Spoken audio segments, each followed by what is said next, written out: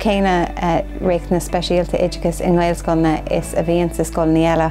Tuigtear dúin go muineann na páistí i dtimpeallacht tomideachasúil a buntáistí sa bhreis amach. Ní hamháin na scileanna a thagans le foghlaim an dara tangan ach na scileanna cumarsáide a bhíonn sa gceist freisin. Tacaíonn taide náisiúnta agus internaisiúnta le seo.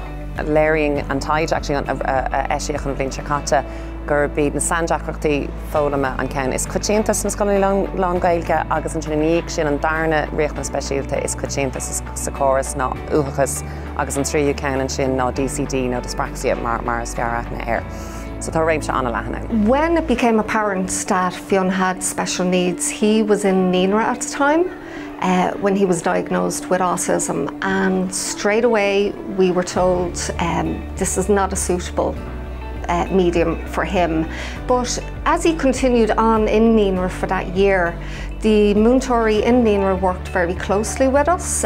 We were often invited in to observe him, and it became very obvious that not only was he not having a problem with the language, he was actually thriving.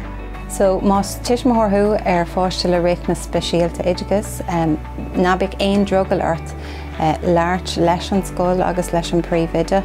Sa scoil is páiste le réic na speisialta oideachas atá ag freastal ar an gcóras scoilscoileachta agus cuirtear an taceach chuí ar fáil dóibh. Ní dóilm go bhfuil aon réic na speisialta oideachas ar le go mbolfaí ná ceart an fáiste freastal ar an gcóras lán Gaeilge.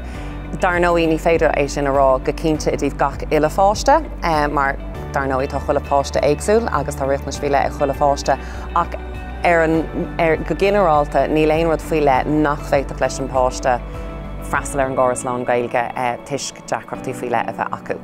Agus an scoil ar an eolas faoi réicteanais nua aimsethe, bé an scoil an cabhrú libh ar an aistir leis an báiste agus na taceachtaí chuí a chur ar fáil agus an teolas chuí a chur ar fáil freisin. Go with your instincts, you know your child. We were told straight away that this would not be a suitable education, that he would not be able to cope with a Gaelscoil. And what we found was actually the opposite. I have felt from day one that there was a team behind us, that I had a team, and a team that had inclusion to the forefront of their thinking. A team that educated themselves not just around autism, but specifically on the needs of my child. And they focus not just on his weaknesses, they focus on his strength. And they fight for him nearly as hard as I fight for him, and my husband fights for him.